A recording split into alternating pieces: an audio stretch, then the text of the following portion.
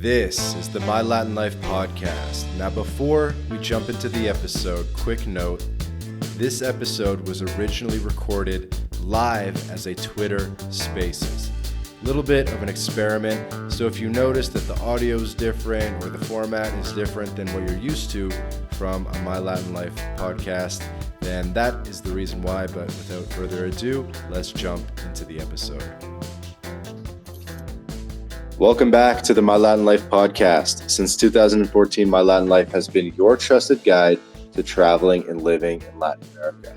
My guest today is Henrik Jeppesen, who in 2016, at 27 years old, became the youngest person to have traveled to every country in the world, at least according to Google. Henrik, is that correct? I think if you look at the list on Nomad Mania on the UN Masters list, I'm listed as the first one, but that's because I'm also verified by Nomad Mania for their regions. But there are today a few people that have traveled to every country at a younger age than I have. But I would say I still one of the youngest. Still one of the youngest. At the time, though, in 2016, did you believe that you were the youngest person to accomplish this? Did you get any kind of Guinness World Records? It would have been nice. I didn't get any records. I think I was the second or third youngest at the time. So I actually think it's not so great to have traveled in such a young age in many ways, because if you look at the one that's currently the youngest, to my knowledge, she did it very, very fast. And there was a woman that did it all. She also finished when she was 27, and she did it in a year and a half. I mean, it's more like transiting the world than traveling the world. So the younger you do it, the less you have probably traveled. So I think this kind of youngest to have visited every country, it's impressive that you are able to cross all these land borders, but we can debate whether it's traveling or just transiting.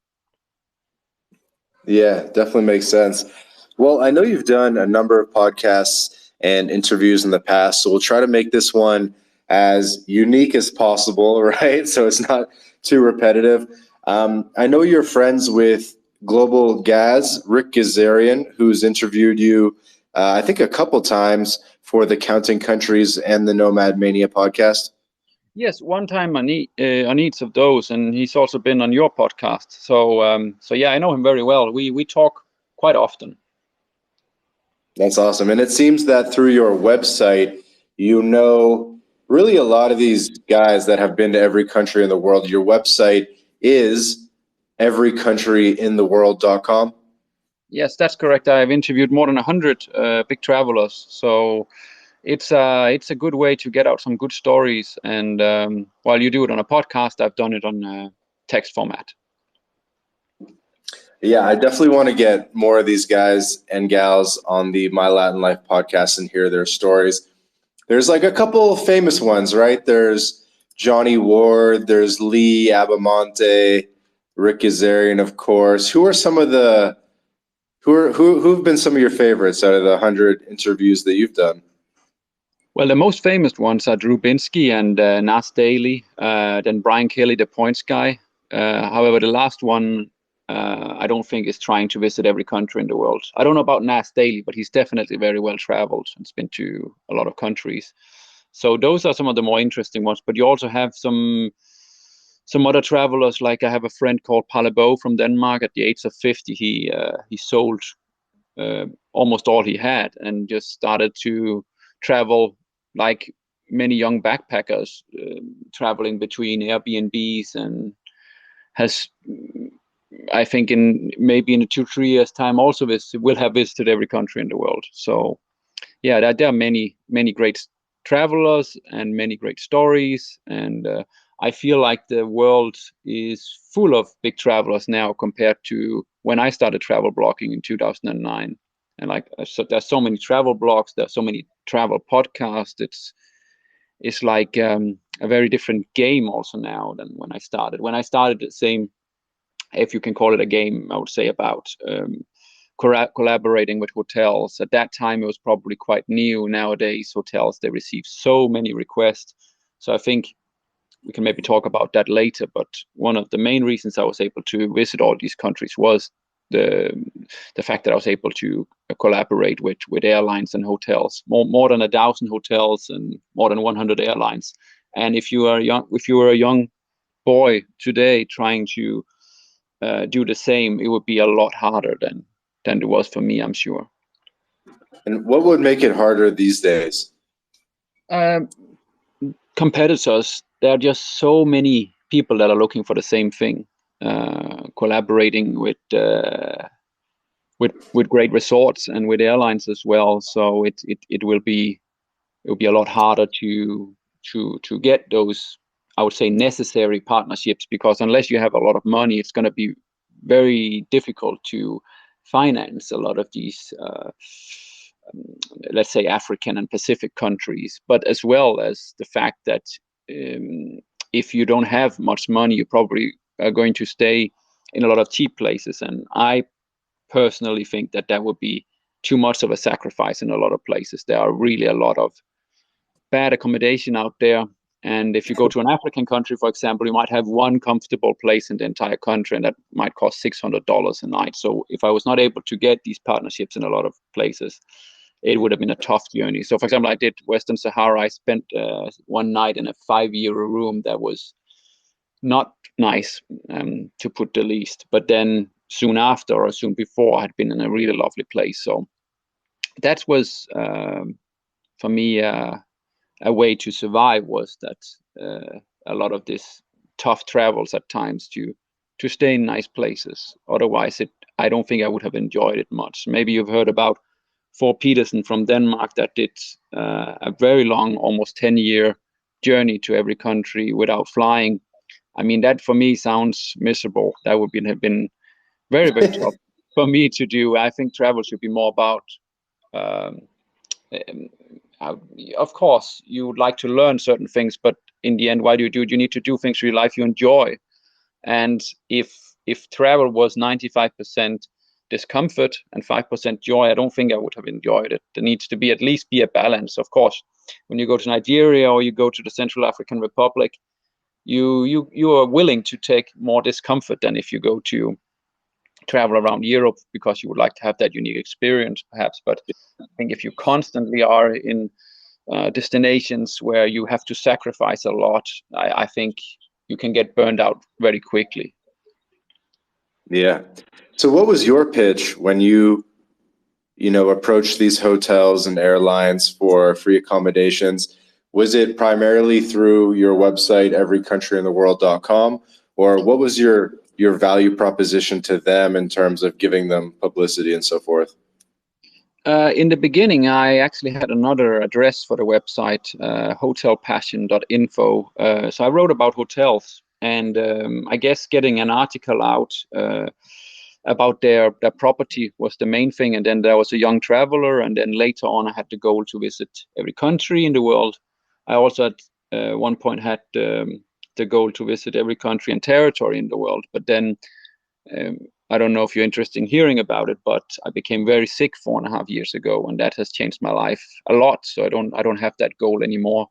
But also I have done things for in-flight magazines, for hotels, social media as well. So there's been a mix. It all depends. I mean, when you collaborate with so many, there are different ways. Also tourist boards. Where did I arrive? I think I arrived in Okinawa.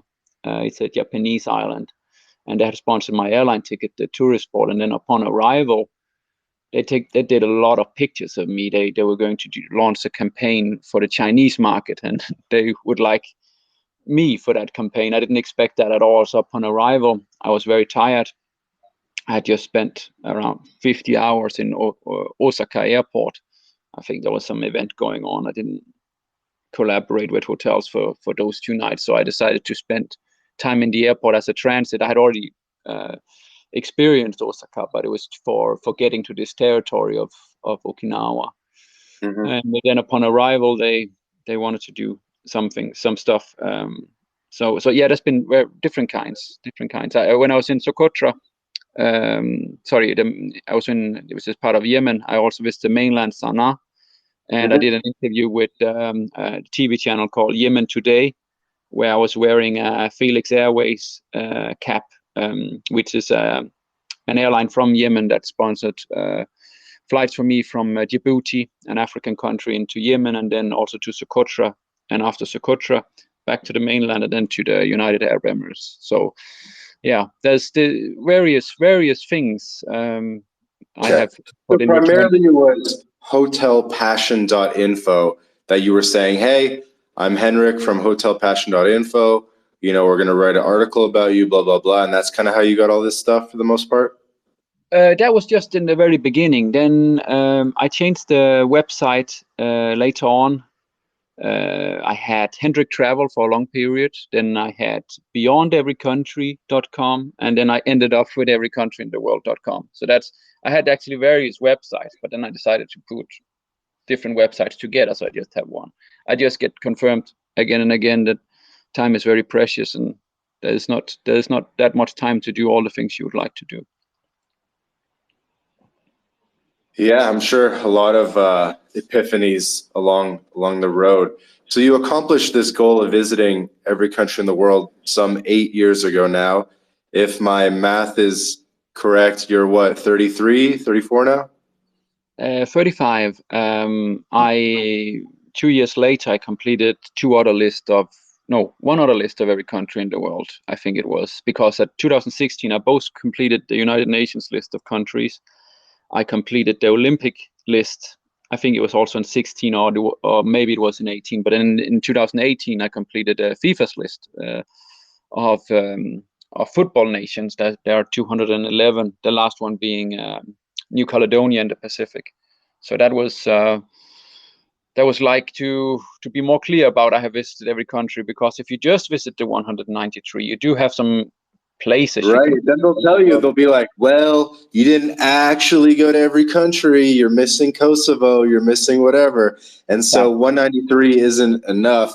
And they kind of guilt you into doing a bunch more. Yeah, that was also one of the main reasons I wanted to do all territories of the world, so there would be absolutely no doubt. But it is widely recognized that if you have visited all 193, you have visited every country in the world. But it was also more interesting. I posted on my Facebook yesterday about an island in the Indian Ocean called Rodrigues, and it's actually takes an hour or something from Mauritius to get there. It's further out in the Indian Ocean. It's so small you won't see it on most world maps, but it's completely different from Mauritius and could easily be an independent country, probably if they had better finances. So you have a lot of island nations in the world, or island places that could easily be independent countries if it wasn't for politics or financial reasons. What island's this? What was it called again? Rodrigues. It's first you get to Mauritius, and then after that you take a domestic flight to Rodrigues. Rodrigues. Okay, I'm putting this on the list. It's a fantastic place. I've started to update every day about destination I've been and rank it. So from 1 to 10. So that's like a little hobby I have now, that I don't travel so much anymore, except for medical tourism. Hey guys, quick break from the podcast to tell you about job stacking. If you're a remote or hybrid worker looking to maximize your earning potential, then Rolf Haltze, author of Job Stacking, guarantees you'll be able to double your income by implementing his paycheck multiplication layering method. This is the exact system Rolf has used to take his own income and those of many others beyond $20K a month. With this method, Rolf contractually guarantees that you'll be able to double your income in 45 days. So, if you're interested in unleashing your earning potential and doubling your income, then click the link in the description and book a call with Rolf right now. Yeah, so I understand you had a medical issue that led you to change a lot of your philosophies on life. I heard a bit about this in your episode with Rick Gazarian. Maybe you could just walk us through the 60-second version of it. Yeah, I will try. So in the last 4.5 years, I've been to more than 50 different experts. For the first around 3 years, I thought it was TMJ issues. I went to many dentists and tried various treatments without success. Then I took a vaccine. That was a very famous vaccine at the time. I need to be careful what I say. Maybe they will take down the podcast otherwise. But after I took that vaccine, I got very extremely sick. I don't know how to describe it. It was horrific. And I made a whole website that described my medical condition. And of course, no one in the public healthcare systems were able to help me. They sent me to a mental. How can I say? I requested it myself to get help from someone at least. So I was at a mental institution. Then that was horrific. They thought there was maybe some mental issues, but my whole body felt horrific. Then eventually, someone wrote that she had seen my website, and if nobody had thought about Borrelia, which is Lyme disease. And it turned out I had a very, very serious Lyme disease after a long-term infection. And I was hospitalized and given around a month of antibiotics. But if you have a chronic infection, it would take a lot more to successfully treat it. I went to America twice. Then I went for parasite killing treatments in Kazakhstan. And I've been to other countries as well for medical treatments, but I still have big issues with my health. But I am better than 2 years ago. I think 2 years ago it would have been too tough to do this interview. So that's my biggest challenge in life now, is my health. Wow. Well, and you mentioned that you had used some kind of cryptic wording in our DMs. You said you had a new protocol or something. What's that about? That is a protocol from America to cleanse parasites and heavy metals. And I had a very strong reaction to it, which might be a Herxheimer reaction. So that might actually mean that it will do some good stuff for me. I definitely think some more parasites have been killed. And then I'm going to maybe get surgery. I have a rare or little known condition called NICO. It's a short for a long name. I don't even remember, but a German dentist found that condition. I'm just still a little hesitant because a lot of surgeries are not successful. So it's not easy to decide, is this something I should try and live with, or should I try and get it done and see if I get better? But that's one of my issues. And then continue to treat Lyme disease. I think many people with chronic Lyme disease, they treat with herbs for the rest of their lives because antibiotics is not good in the long term for the body. So that's my plan. But I also focus a lot about my mind. It's very, very important that I keep a very strong mind about this, because it's tough to be very sick. Yeah. So where do you think you got it? Where do you think you got the Lyme disease? I was bitten by a centipede in a private home in Fiji. I didn't have a place to stay in the night in Suva airport. I just talked to a local. He offered me to stay at his house. And I woke up the following morning and I think I was screaming. It was very painful. I was bitten by a centipede. But when I went to the doctor place, it was not necessary to see a doctor. And I didn't think more about it. And just over 4 years later, symptoms came out. So there's the debate whether a bite from a centipede can give Lyme disease or not. But I think that's the most logical explanation, because I don't remember being bitten by a tick before. But then you have a lot of people in the world with chronic Lyme disease that never know. More than 50% of all people never know that they have been bitten. So that's also a possibility. But you have so many people with various kind of symptoms and the problems in their bodies, and they walk around with Lyme disease as a big cause or one of the causes for their symptoms, and they just don't know about it. The tests are very, very complicated, especially in the chronic phase, and many might test negative even though they have it.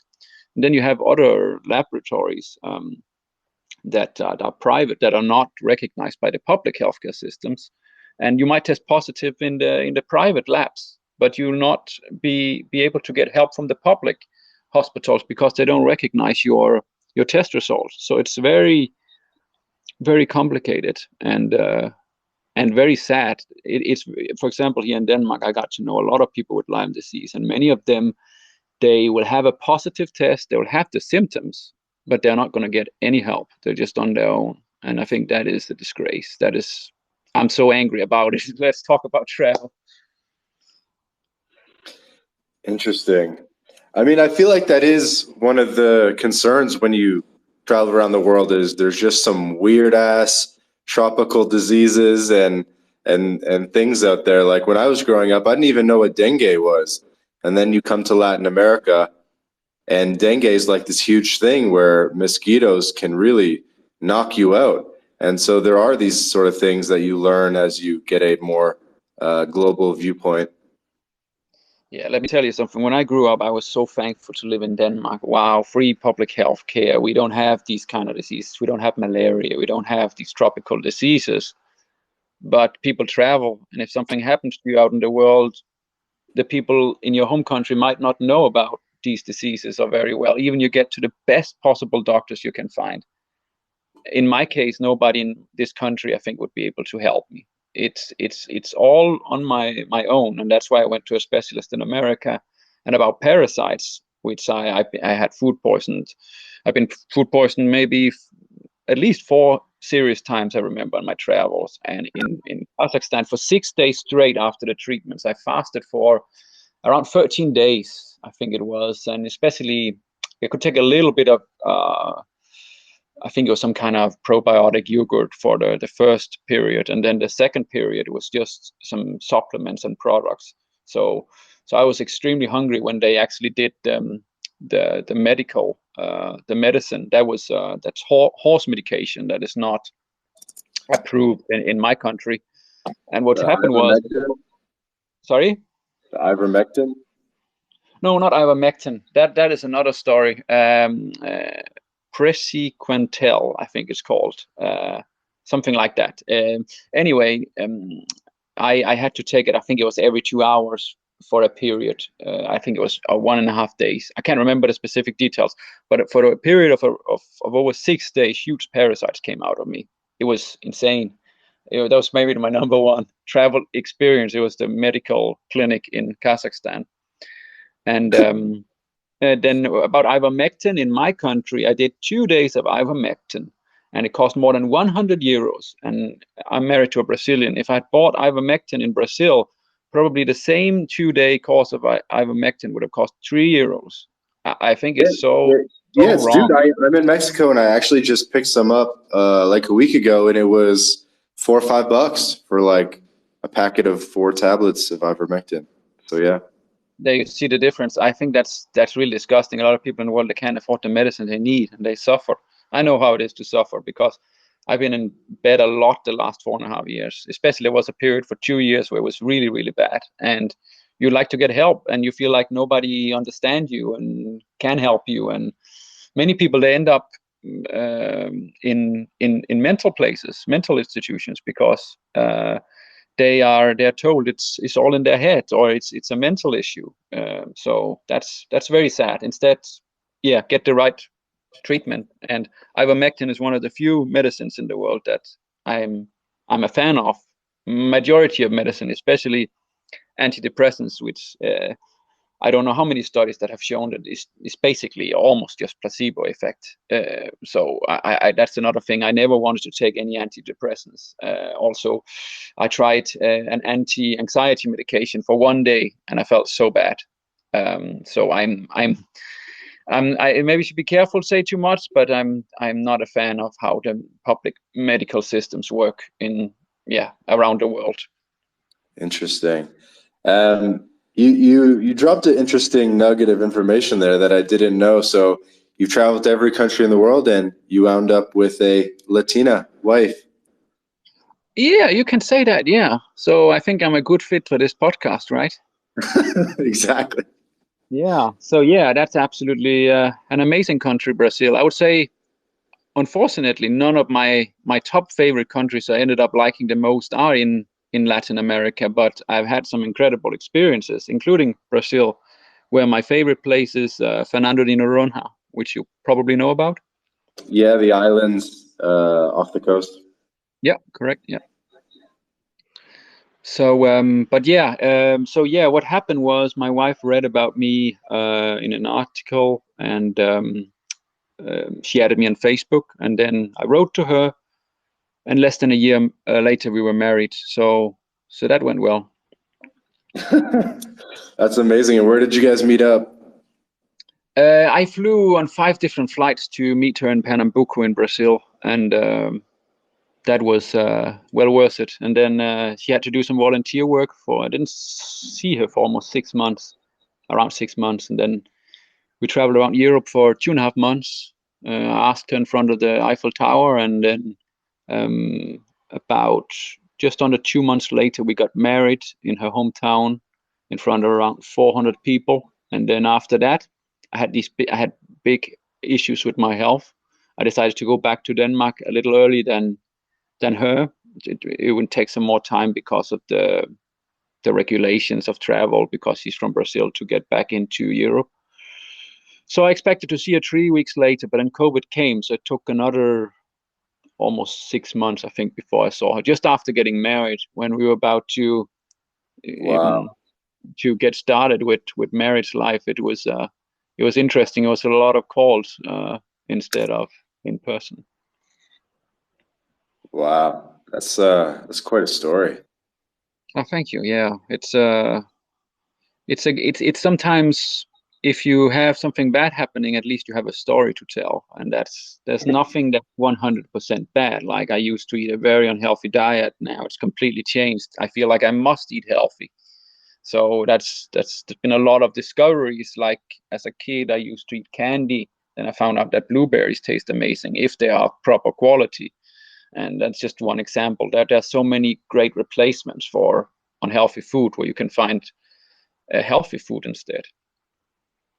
And are you based in Denmark to this day? I heard you were based in South Yeah. Africa for a while, but No, I would love to go down to South Africa to live, but right now, because my wife is studying here in a university, so I'm kind of stuck here now. It's not I don't have the freedom of travel as I used to. Yes, I could travel away, but I would miss my wife very quickly. So at the moment I'm in Denmark, but I would love the same things as you have discovered, the big benefits of leaving your country and have freedom elsewhere. And that's still something I think that's very realistic that will happen. I mean, she'll be done the summer of 2025, and I would love to live in another country with lower taxes, with better weather, with lower prices on important medicine like ivermectin. So that could be South Africa, but it could also be Brazil. It could be a lot of places. I think the country is not so important as the place itself. That's what I discovered there.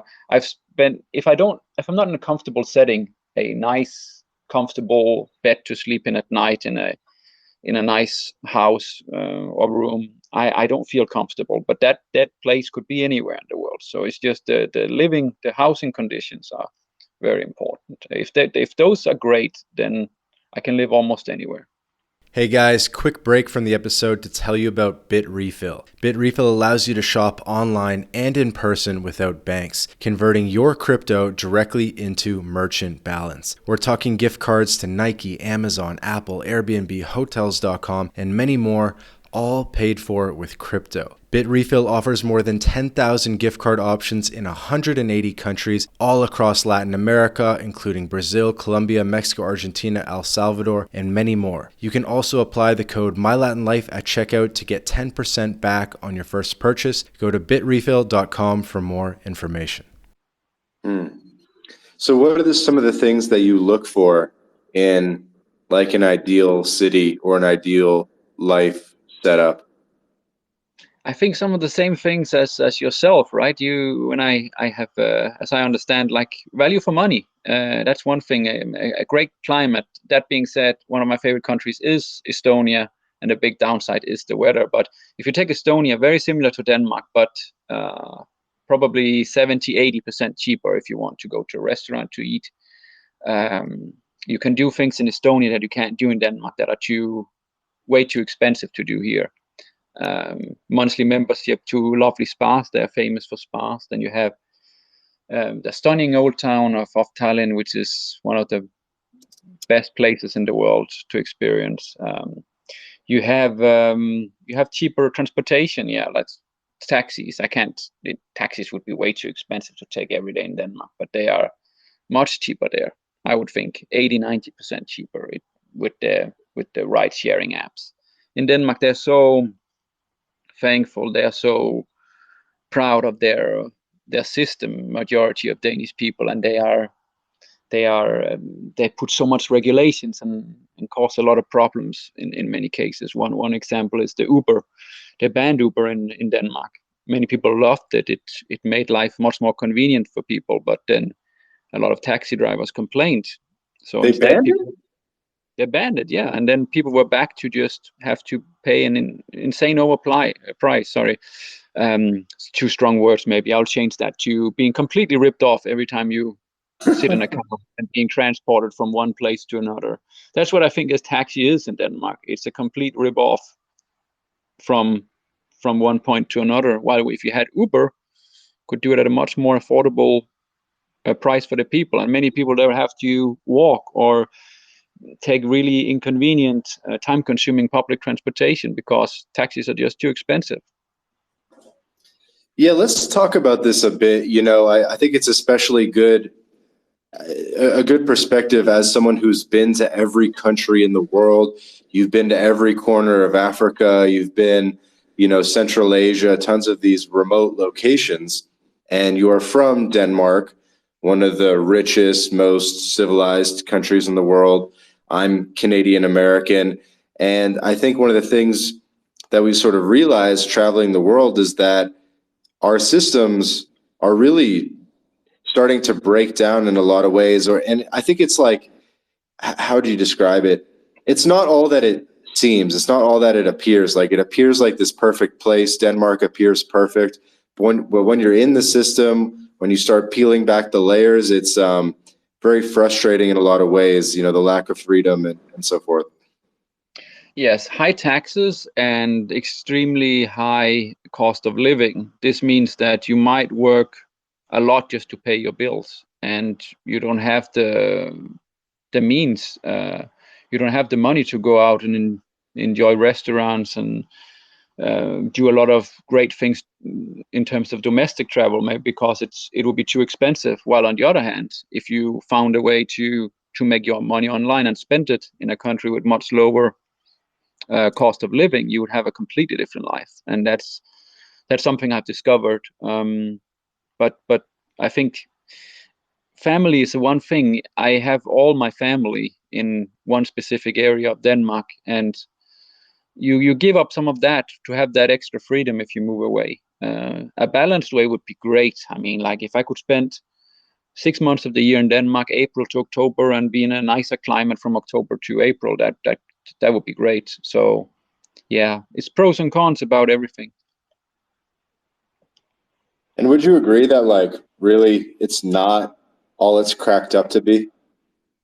Yeah, definitely. I mean, if you look at it, you can have a much more comfortable life, making a lot less money in a lot of countries. And I think that this thing about public healthcare, there are some things that the public doctors are excellent at, and it can be life-saving, especially emergency situations. But many people in the world, they end up with chronic diseases that it won't matter anything if you're in a first world country or a third world country. You'll probably be a lot better off living in a third world country due to the climate. Many people are a lot better in warmer conditions, warmer climates. So there are many things you can break it down to. It really depends on each individual. Also, what you enjoy doing in life. If you enjoy, there's a sport in Denmark called handball. If that's one of your passions, that's the second biggest sport of Denmark, then probably you would not like to live in Africa. If, for example, it depends what you're into, what your interests are. There are many things to break it down. It would be good to take a piece of paper. You write down the advantages and disadvantages of living in various places, and then you maybe will have a good idea about what would be best for you. So let's just say you had a passive income or a remote income providing you with let's say 5,000 euros a month, or something reasonable, right? 4,000 or 5,000 a month. Mm-hmm. If you had that, where do you think is the best place in the world to live? It depends if I'm willing to sacrifice a little on my safety, and if I'm going to have children or not. Because if I'm not going to have children, I would probably live in Cape Town, South Africa. But I know that you can go on a holiday and the risk that something will happen to you is very small. But if you live there throughout your life, the risk that something will happen to you someday is pretty high. So it really depends. If I were just by myself, I think I would, or sorry, myself. That's how I used to speak in interviews. Now it's the two of us, my wife and me.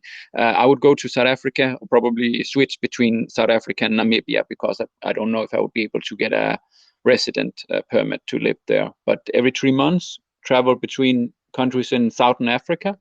I think that sounds amazing. But I don't know what life would be like when I'm older. But try to really be good about not spending too much, and have options as well. I mean, if I get tired of that life, I can always come back home. So I would say Southern Africa. I really love that specific area.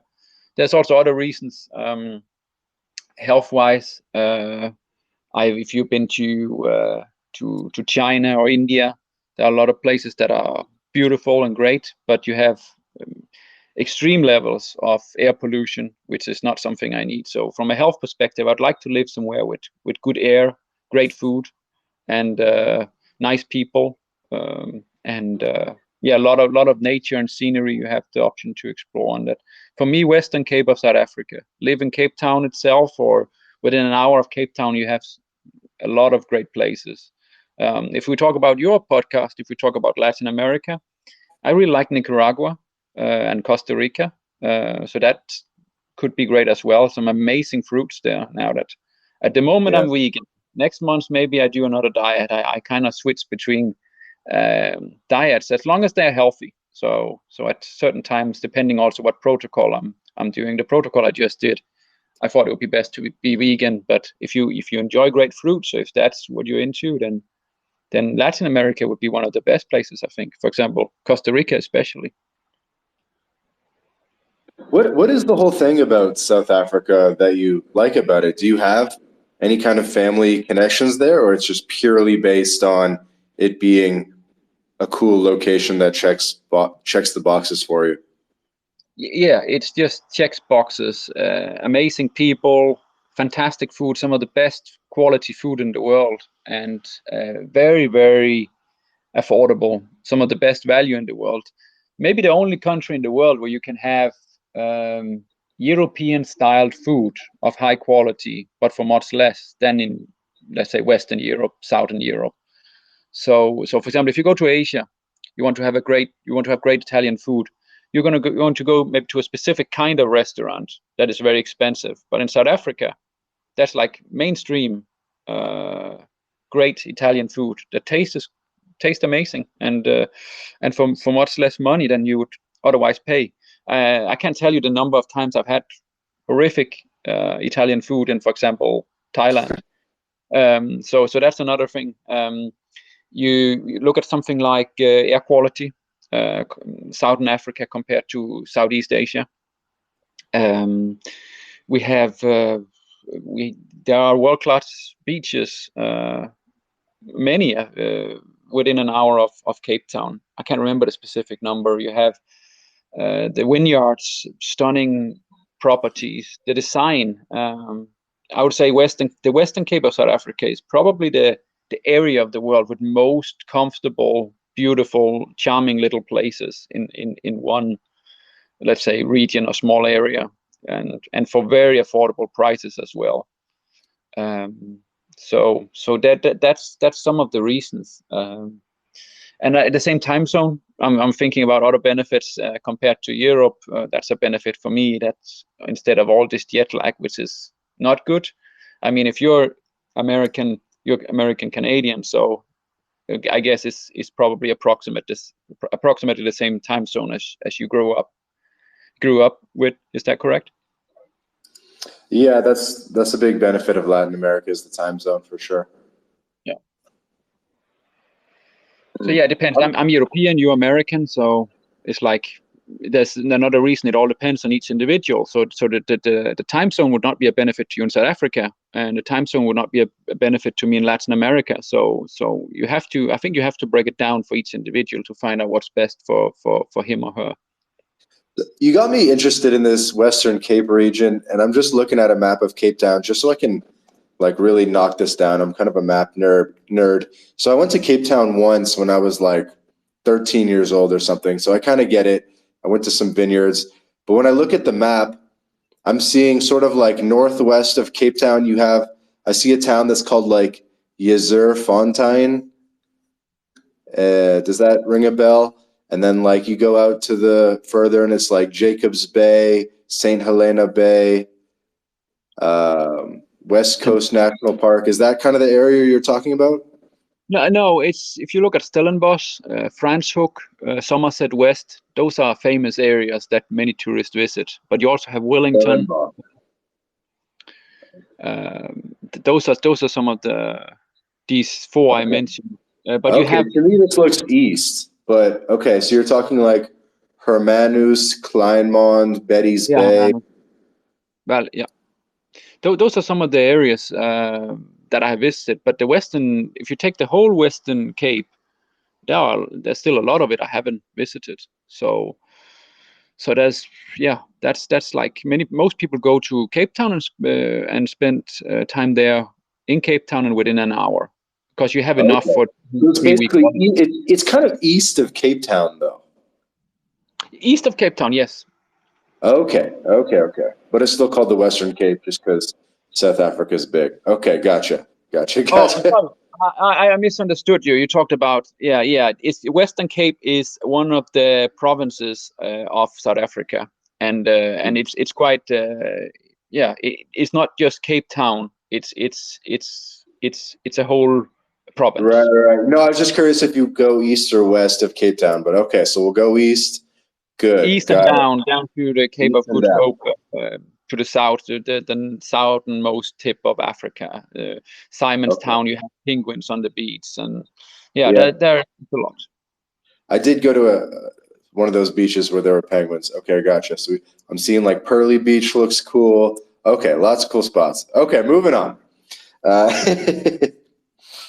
So coming back to this idea of visiting every country in the world, do you think it would be better to start with the easy countries or the hard countries? Definitely. Sorry, I have interrupted you. Maybe there's a slight delay, but definitely easiest, because if you start out with the hard ones, you might give up, because many of them are really, really tough. So you would like to build up your number with easy countries, and then you can take the harder ones one by one. So you would basically just do Europe, do all 50 countries in Europe, maybe do Latin America, get 20, 25 countries there, and then you would move on to the hard stuff, which is Africa and all the little islands and stuff? No, you go to Southeast Asia first. That's a big first trip, I would imagine, for many, and it's very easy because they are used to tourists, so the infrastructure is great. Then after that, maybe you go Australia, New Zealand, and then Africa, you have to really think of your finances. If you're willing to do overland, which I did a lot of times in Africa, you can save a lot of money, but it can be extremely uncomfortable. I've had some horrible trips I regret in Africa. So I would recommend you really look at your finances, and if you can afford it, of course, it's more convenient and comfortable to fly.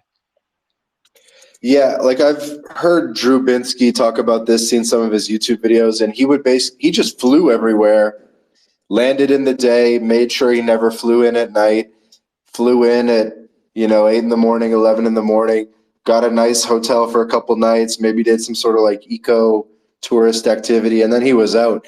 And so he really avoided the whole hard part about land borders in Africa and millions of bribes and overpacked vans and all this type of stuff. Yeah, in one way you can say he was smart, another way he was less adventurous, but maybe also because of financial possibilities. So if you have the money and you don't want to go through a lot of potential very, very discomfort, then obviously it's better to fly. And I think I heard on one of your interviews or something that you spent only like $60,000 visiting every country in the world? Or I heard the 60,000 number somehow. Yeah, I never completely counted it, but there's been some articles out, and I think that for a long period of my travels, it was like an average of $20 a day. But there would be a lot of days I don't would not have any expenses, and then suddenly I needed to pay maybe $100 for a visa or a flight that was expensive. So it depends, but it can be done. It can be done very cheaply, but the cheap you want it, the harder it's going to be. Yeah, I think one of the Drew Binsky videos said something about like $800 a country, something like that on average for Africa. Like, because hotels and stuff are expensive there, right?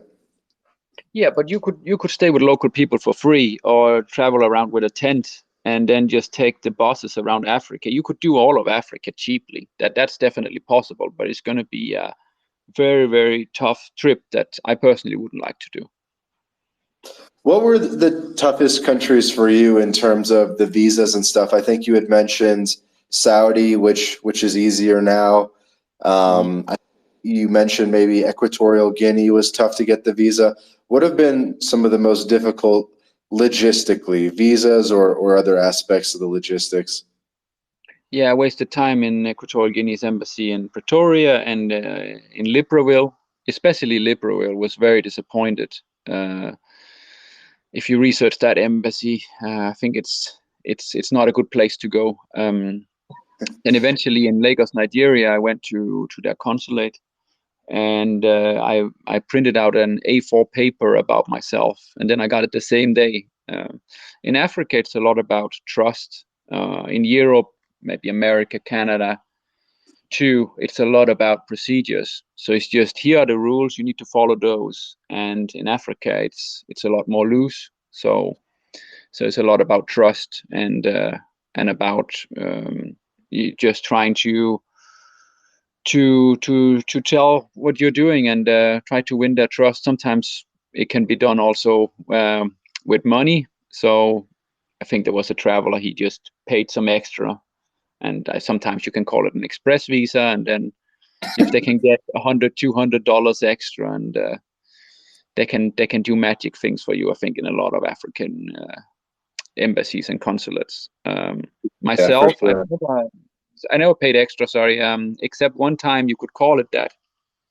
I was told by Benin's embassy in Rabat in Morocco that I didn't need a visa with my Danish passport, but when I came to the border, I needed a visa, and I'd already paid for a long bus trip, sorry, and they refused me there at the border. And then I talked to the bus driver, and he said, "This is Africa, money talks."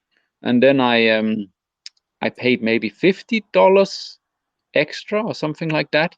So it's basically just, okay, it's like I thought, like, okay, let's call it an express visa. And I didn't get a normal visa, I get a transit visa. So at least I got to visit the country, but I didn't spend much time in Benin, unfortunately. It was annoying, but it's sometimes the case, like with Ghana as well.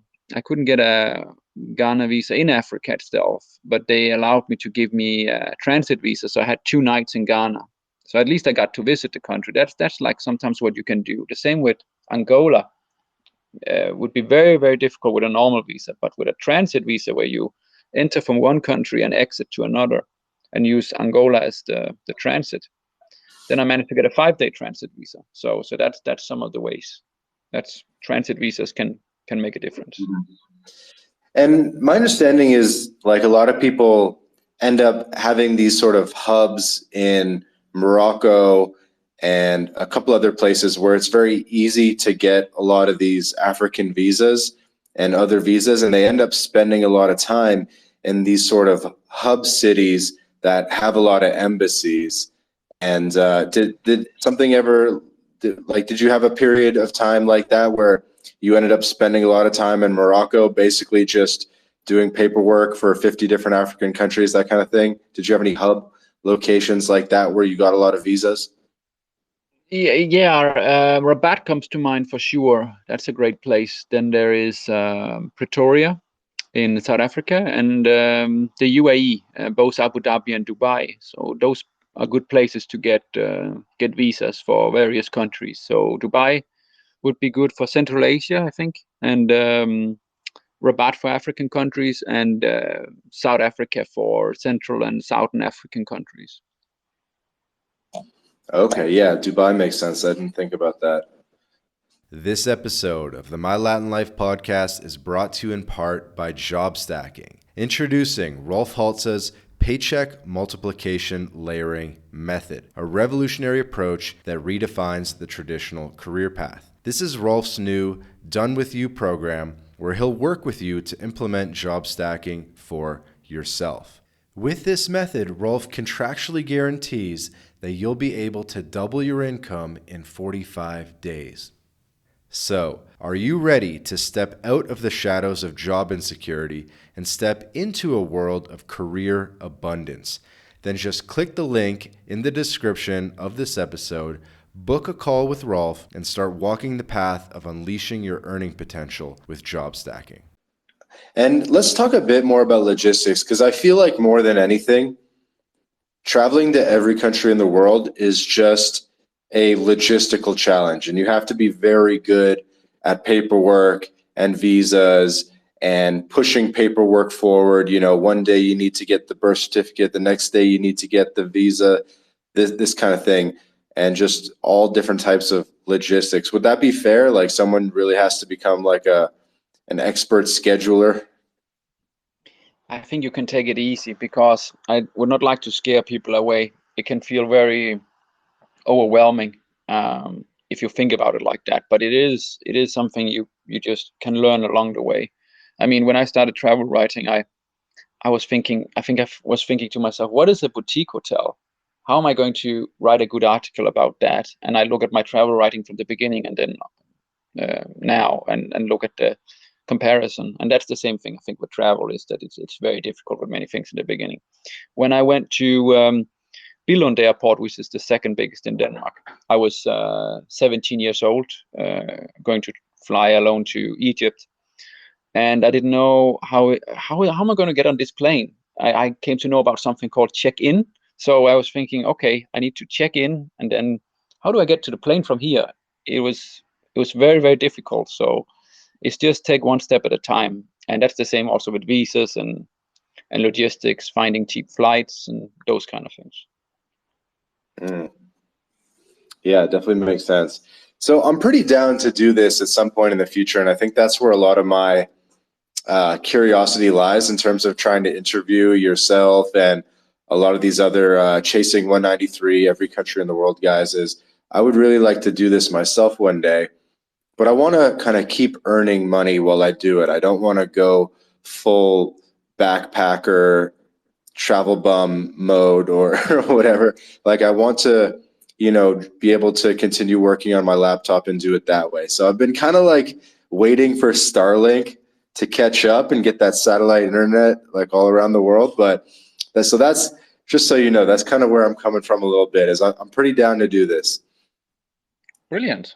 I think it's a great idea, and it's a great life achievement. And not many people have done it, probably around approximately 300 in all history. So it's a special thing, but the reason there are not more people is that it's difficult and expensive.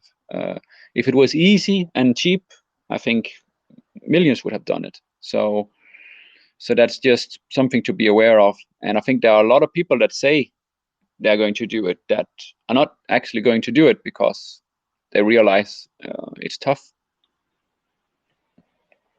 Yeah. So the expensive part is really just the flights and hotels, right? And I guess, some of the visas are like a little bit expensive, but not really. It's really just the fact that you're going to have to take hundreds and hundreds of flights.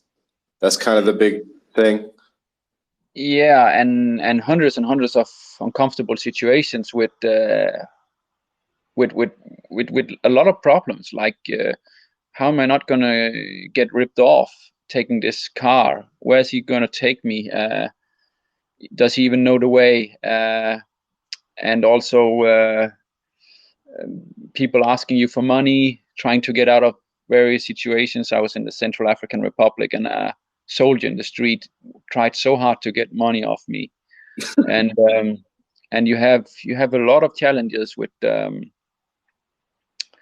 generally with people. You don't know what to do in certain situations, and it can be very challenging, especially Africa, but also, for example, the Pacific. I slept a night on the beach in Kiribati, just because I didn't plan things in time. That's the thing. If you travel quite fast, you have a too long to-do list of things to do.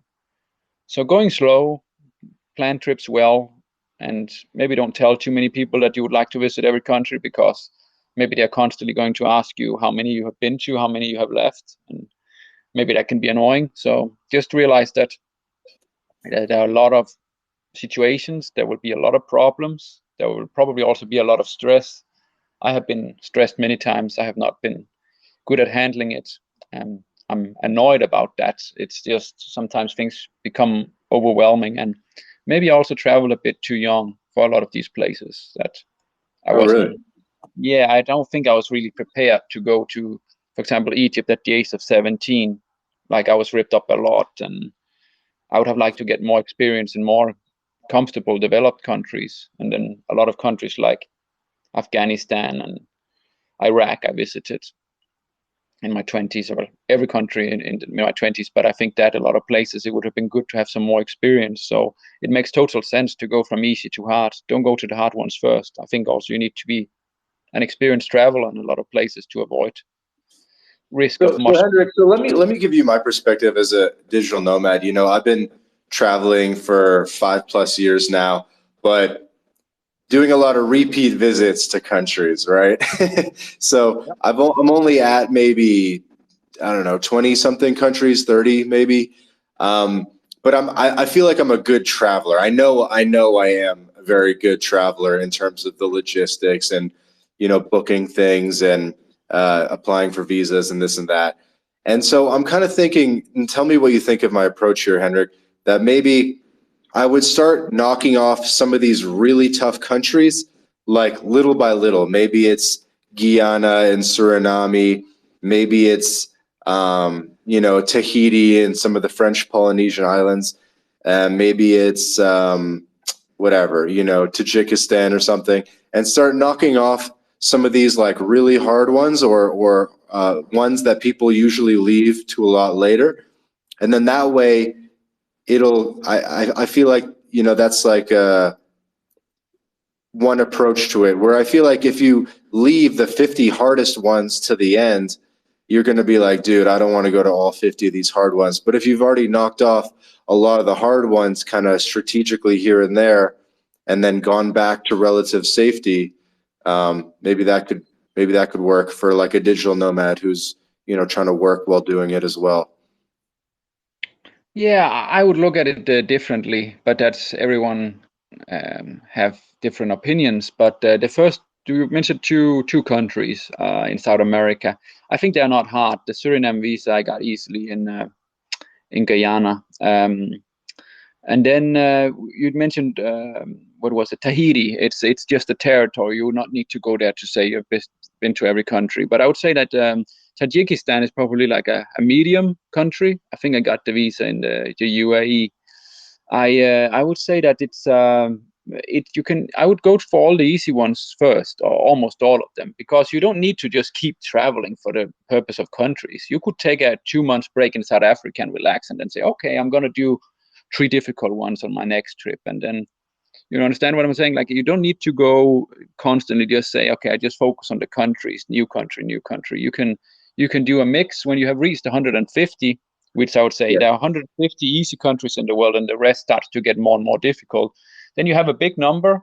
It can maybe help you also about partnership collaborations. You will show yourself as an experienced traveler, and also for lectures, public speaking, those sort of things. And then you can just, whenever there's a good opportunity or a great deal, you can do some trips and get closer over time. I would definitely go for the easy ones first. Definitely go for the easy ones first. And so why would you leave so many hard ones for the end? Like, wouldn't you be like, you know what? I don't even want to do this. Countries aren't even real. It's a made up concept. And you kind of like talk yourself out of it. I don't know. I feel like that's what I would do if I had all these hard ones left. I'd be like, you know what? I got kids now. Screw it. something like that. Like, why leave all the hard ones to the end? Why leave Uh, 50 hard ones to the end? well, if you have 150 that are easy, that means 43 that are difficult. But probably you'll go to some area and you already maybe would have done, let's say 10, let's say maybe 13. That leaves you just with 30 difficult countries left.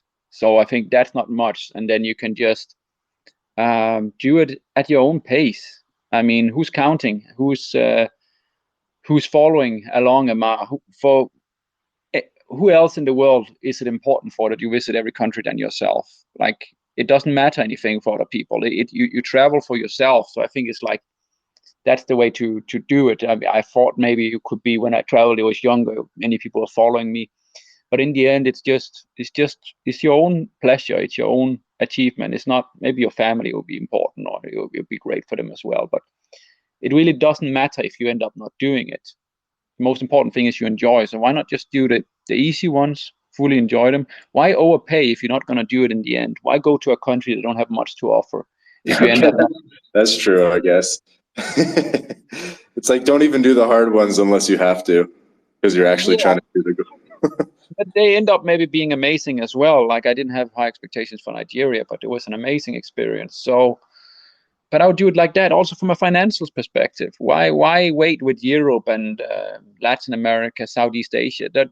They are amazing countries. Why go to the hard ones first? Spend all this money if you end up not wanting to do it anyway. So easy to hard. That's get more experience as well. You might not be ready to go to Afghanistan or to Somalia. So it's, I would highly recommend easy to hard. But of course, I'm not going to force you to use my suggested tactic. It's up No, to I you. appreciate it. I appreciate the advice. I'm down though. I'm ready. I'm ready for Somalia, bro. I'm ready. Uh, but let me. So we'll kind of get to wrapping up, but I'll hit you with a couple kind of rapid fire questions. So Mhm. the 10 least visited countries in the world, according to the UN, are the five. You can kind of bunch them together. Are Tuvalu, Marshall Islands, Niue, whatever it's called, Kiribati, and Micronesia. So those are all quite close, right? Those are all in French Polynesia.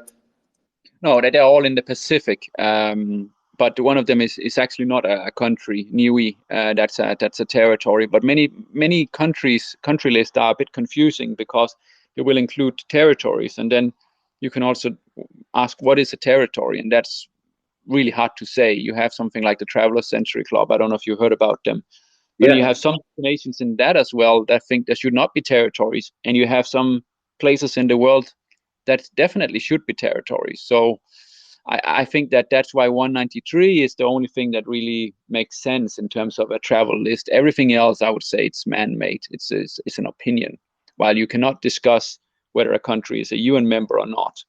So 193, you've been to every country. If you add in the other ones that are not internationally recognized, like Kosovo, that's great. But every country in the world, 193. Okay. So the top, I guess, six there. The sixth is Solomon Islands, which is also in that Pacific region. How did you do those? Did it take multiple trips, or did you kind of like knock them all off in a circle? Did you fly? No, that was the worst part, I think, about the journey, was that it was very difficult. I didn't get sponsorships with Fiji Airways, so it ended up being very expensive to go to majority of the Pacific. I did over multiple trips, but I will say that both Australia and New Zealand are two of my favorite countries. But the main issue is that it's just so expensive getting there, and it takes so long time to get there as well. Hmm. But the Pacific Islands themselves, one would imagine it. Maybe there would be a boat. You could just do all of them in a nice little cruise, but it's not like that. There are cruises, but you would need to fly or take cargo ships to a lot of these islands.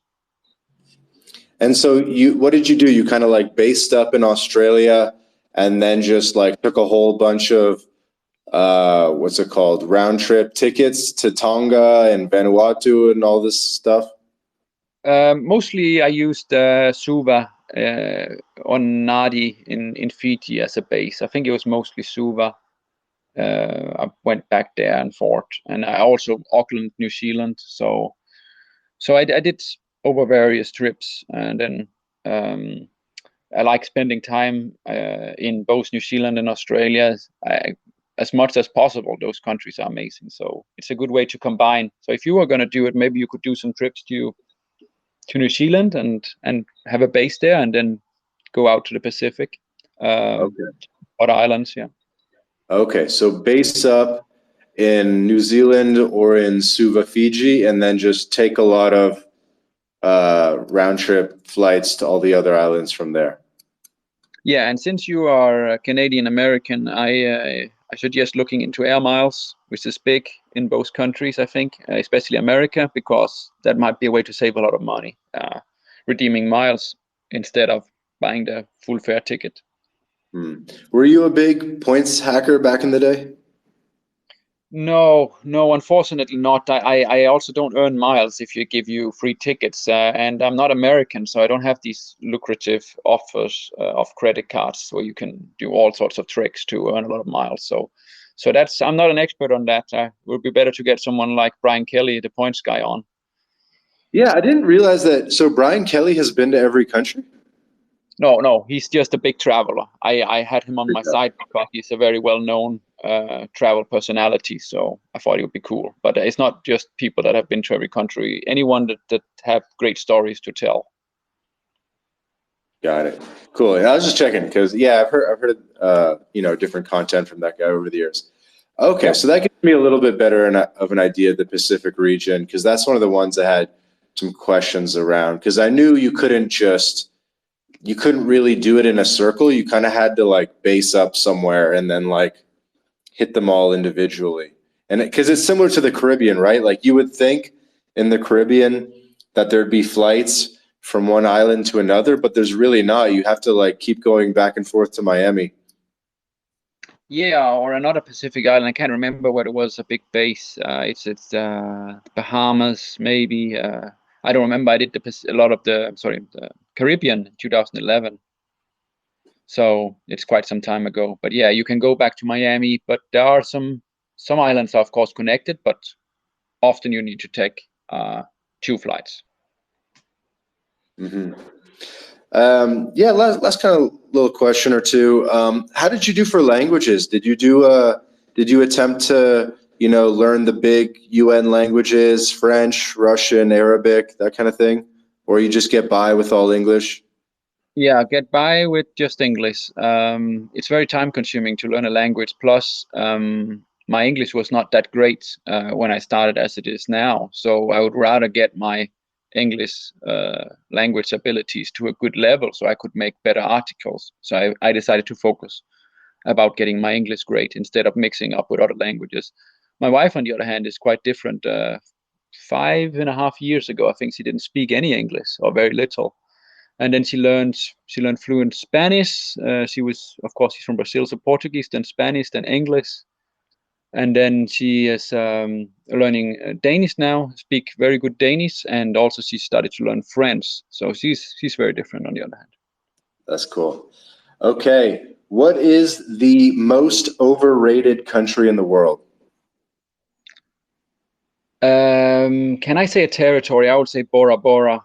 It is extremely beautiful, but the service was not good, and the atmosphere I didn't like. And it's super expensive. You can get so much better value for money in the Maldives, which I like a lot more. So Bora Bora, if I can say that, but it's technically part of France, and I think France is fantastic, one of the best countries on the other hand. In terms of country, I don't really know. Cape Verde Islands, maybe. I went to Sal Island there, which I didn't enjoy. Big tourist place, nothing special. Didn't like the atmosphere. So yeah, Wow. Cape Verde. I wasn't expecting that. Okay. but if you go to some of the other islands, I think it's going to be amazing. There's one called Santo Antao, I think it's called. It looks incredible. It looks really amazing, but it's difficult to get to. If I get well with my health, which I hope, if I recover within the next, let's say 5-10 years, and I go back and travel a lot, I would love to go back and see some of the other islands.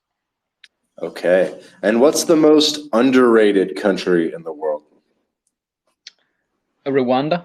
I had very low expectations when I went there because of the genocide that happened in '94, but it was fantastic. It's a fantastic, lovely country. It's so special, so clean, stunning scenery. It's known as the land of a thousand hills, Mhm. and I would love to spend more time there. Um, Maybe even live there. It's really that amazing. Nigeria is underrated because I expected the worst country in the world, and it wasn't for me. It was a great experience. So that's another one. And then, of course, South Africa. I didn't expect it to be that amazing, but it ended up being my favorite country.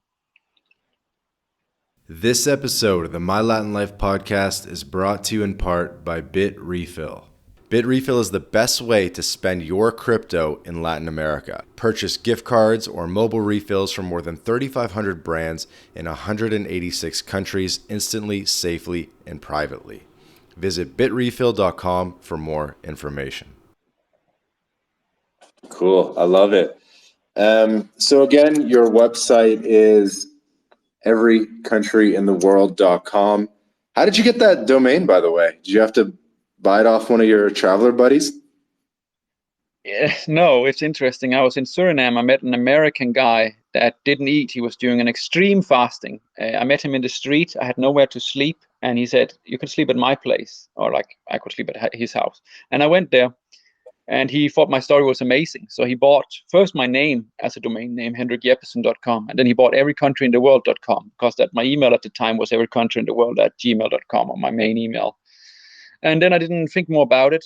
And some years later, I checked that it was certainly available to register. So I decided, wow, that's a much better domain name than Hendrik Travel or Beyond Every Country. So I thought, every country in the world is what I'm known for having done. And it's a great topic. You can create great articles based on that topic. So that's how it ended up with every country in the world. That's awesome. So, Henrik, why don't you take this time to share any message, call to action with the audience wherever you would like to direct the audience's attention? Yes, please never underestimate your health. If I had taken better care of my health, especially while traveling, I might not have uh, gone through so much suffering in the last 4.5 years. And please realize that a patient that gets well, it's a lost customer.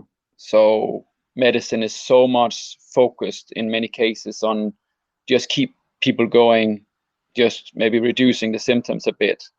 And medicine in many cases is very, very expensive. So if you get sick, your life might change completely. Your life might be completely different than it is now if you are well now. So I would say it's very, very important to take very well care of your health.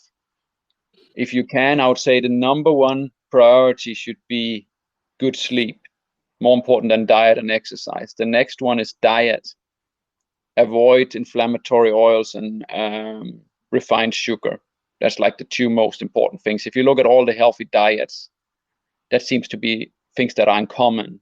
If it's keto, vegan, carnivore, or whatever you want to do, they can all be very, very healthy because you take out all the bad stuff. I would say if you avoid refined carbohydrates as well, you come a very long way. And the third one is exercise. I like walking in nature. Then you get the benefits of the nature as well. So if you can just implement something like walking, if you're going to listen to a YouTube video or podcast, walk instead. Walk as much as you can.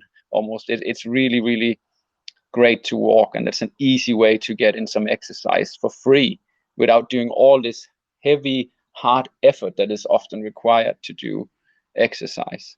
And those three are so important. If you look at this, you can take hundreds of supplements, you can do various kinds of treatments and all sorts of things. But if you just focus on these three simple things, you have reduced your risk of getting seriously sick with a lot of things. And then another thing maybe we forget often is social life.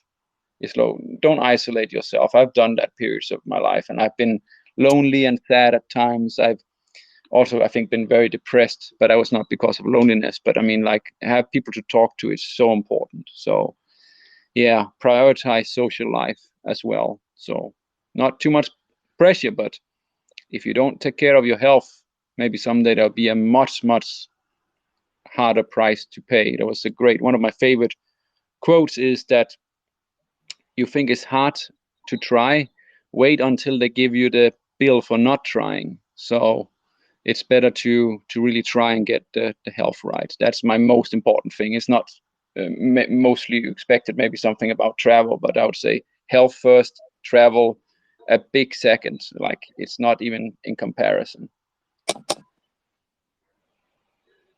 Yeah, 100% agree. The website again, everycountryintheworld.com. Do you want to direct them to anything else, like jump on your email list or something like that? Oh, thank you for the opportunity. Well, I would say my Facebook profile, Henrik Jeppesen. That's my name there. And I plan to update, at least I've started to update every day where I rank a destination in the world. I have visited more than 1,500 destinations. And I like doing a small report, at least once a day. So that would be a way to follow me in my travels. And I plan to go back and travel. Try to have a positive mindset despite symptoms, and I think a positive mindset is very, very important. So this is if you're really feeling down, if you feel depressed or you have symptoms, try to stay as I have a good friend. He said to me when I was feeling the worst, try to stay as positive as you possibly can. And I think there's nothing wrong with optimism and positivity. So I try to embrace this a lot. And how can you get more of it? Because it can be really hard. But I think something like meditation and make sure you relax. I like breathing exercises a lot. This thing about taking time out for half an hour and sit still, maybe many people think about that, about meditation. But just something like breathing exercises. Don't need to take long, even if it's just for 2-3 minutes, and calm yourself down once in a while. Like, it's so beneficial and it feels so good. So, and that also can make you think more positively because you reduce your stress level. And there is just so much stress in the world today. It seems like everything goes faster and faster every year. So yeah, focus on yourself. About travel, yeah, my Facebook page and then my website, there are, I think, some great travel articles with comparisons of various countries. So that's some of the ways people can go if they want to know more about me or my travels. Yeah, that's awesome. Well, Henrik, thanks again for doing this. Really happy that we got the chance to connect. Really fascinating story, and all of the links to your website and Facebook page and stuff will be in the show notes, so people can learn more about you and get in contact with you. Again, my guest today, Henrik Jeppesen. Hopefully I'm pronouncing that right. My Danish isn't too good, but Henrik Jeppesen, everycountryintheworld.com. This has been another episode of the My Latin Life podcast. Thanks everyone for listening.